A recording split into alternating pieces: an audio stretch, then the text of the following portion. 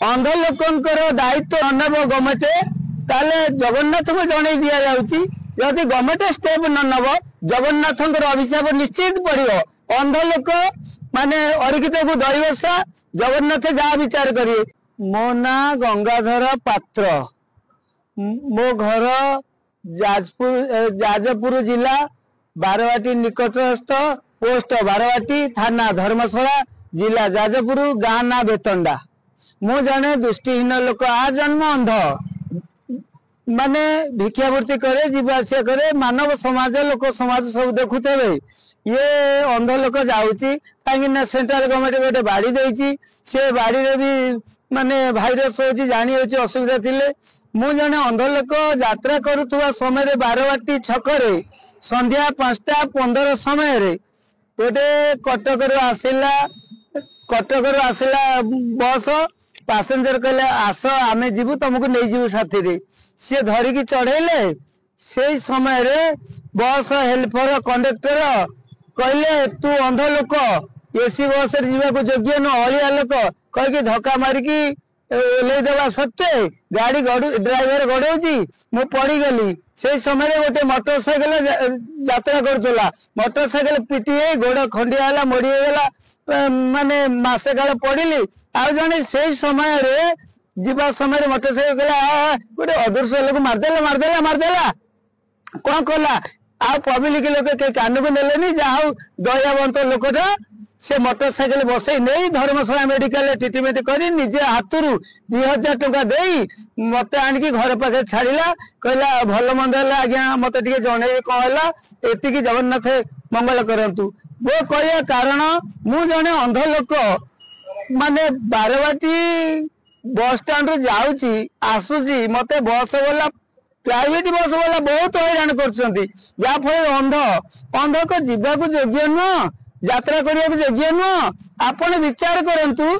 मु जने अंध हो पारे सत एसी बस रे जीवाक मु कौन योग्य नुह आपण कही दिंतु जदियो एसी बस रे जीवाक योग्य नुह गवर्नमेंट तार पनिशमेंट दो ए रोड पर एसी बस जीवाक बंद करा जाऊ कहीं जाजपुर जिले में जी बस बारवाटी इमिति लोक अच्छा कई विचार करना कई चाहूना जीवाक केवल अंध जाऊँगी आउ कई जाऊना ये बस बारवाटी रही सारा ओडिशा फेमस परिया मार्केट सारा ओडिशा फेमस परिया मार्केट बारवाटी बाजार आ बोली कौन बस स्टपेज करनी आर कह माने मुख्यमंत्री दिंतु जज हाईकोर्ट दियो सुप्रीम कोर्ट जज विचार करू जदि अंध लोकंकर दायित्व ननेब गवर्नमेंट ताले जगन्नाथ को जन दि जाउची जदि गवर्नमेंट स्टेप न नब जगन्नाथ अभिशाप निश्चित पड़ो अंध लोक माने अरिकित को दैवसा जगन्नाथ जहाँ विचार करिए जदि गवर्नमेंट स्टेप न नेला जगन्नाथ को दरखास्त दिखाई अरिकित को दैवसा परवर्ती स्टेप तू विचार करू आपण विचार मतामत जहाँ अच्छी से करतु आईसी की धर्मशाला आईसी की एफआईआर कली धर्मशाला आईसी बाबू कहले आपण को डकैबी से बस मालिक साथ कथा करी कहबी आईसी बाबू कौन कले देखिले अंध लोक किसी उपरी पाई नाच पाई जहाँ फल मत किसी स्टेप नहीं मु मल्ली हजिली बस मालिक कहला कि आईसी बाबू खोजिले कि बारवाटी बाजार किए खोजिले देखु अंध समाज कौन अंध एत घृण्य देखला लोक किसी आईन दया भाव अच्छी अंध किसी नहीं ए समाज कौन एमती आईन विचार ये विचार करतु प्रकृत यदि गवर्नमेंट ठीक बीजेपी सरकार शासन करथाए बीजेपी सरकार जहाँ करथिला बीजेपी कहछि मु करिवि जदि बीजेपी सरकार विचार करुथाए अंध प्रति यदि विचार करिवो ताले जगन्नाथ मंगल करिए जदि अंध प्रति गवर्नमेंट स्टेप न नब ताले जगन्नाथ अभिशाप निश्चित पड़ो ए आर कहबो तो गवर्नमेंट दो जो बस रे चढ़ुले से बस रो ना को जानि छ बस रो ना रामेश्वरम कटक रो आसुतला जाउतला आंध्रपुर मिच्छिका सुनो तो आमे समाज रे अंध जन्म हबार कारण नुह कहीं देखा लोक सब अच्छी कहीं देखले आस बाबू ये लांच किसी पाई पारे अंध ठू से सकाशे किसी स्टेप नहीं ना कहीं अंध दे पारे लांच 3500 भत्ता पाई पेट को सर्ट आशु बाबू कोर्ट दब जे आशु बाबू गाड़ी गड़े मो कथा विचार करिए से कथा आमे कहनु आमे कहू जो एफआईआर टा देइथिले से एफआईआर देखाइले टिके से जो कॉपीटा आपण आज्ञा देखंतु स्पॉट देखंतु समाज देखु टीवी चैनल देखु पेपर देखु सब देखंतु देखंतु आज्ञा स्पॉट देखौची देखंतु प्रकृत रे एफआईआर लिखा है कि नहीं अंध चाली पइलानी मासे बंचिला कि मलिला किए दायित्व नेलो कार कोई तो गवर्नमेंट दियो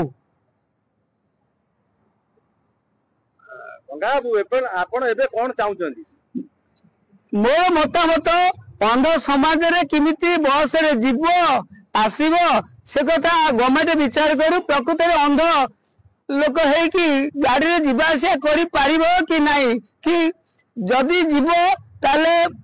माने सत सिद्धांत करंतु पनिशमेंट दियंतु बस मालिक कंडक्टर हेल्पर सारा जीवन मन पकाता अंध को आम असुविधा पकेलु बोली आम आज असुविधा पड़लु आर मतामत डीजी नियंतु कि हाईकोर्ट जज विचार करू सुप्रीम कोर्ट जज विचार करू आर केते दूर सत केते दूर मिथ्या विचार करंतु। अच्छा गंगा बाबू हम कहया कथा एते विलंब काई हैला आपनकर जो प्रतिवाद करिया पे तू मो गोड़ फ्रैक्चर होइतिला फाटी जाइतिला चाली पाइलनी खंडिया से बस घटना रे माने जो ड्राइवर कंडक्टर पेली देला परे आपनकर गोड़ फ्रैक्चर हो जाइतिला फ्रैक्चर हो जाए चाली पाइलनी चाली पारिया सते टिके चालिली जारका समाज सेवी पलई बाबू कहले देख एफआईआर लिखुची नगदा पर जाके आशु बाबू को दियो निश्चित विचार करो कहे पलई बाबू आज पलई बाबू रो को पावर अछि मो से चिंता कर धन्यवाद।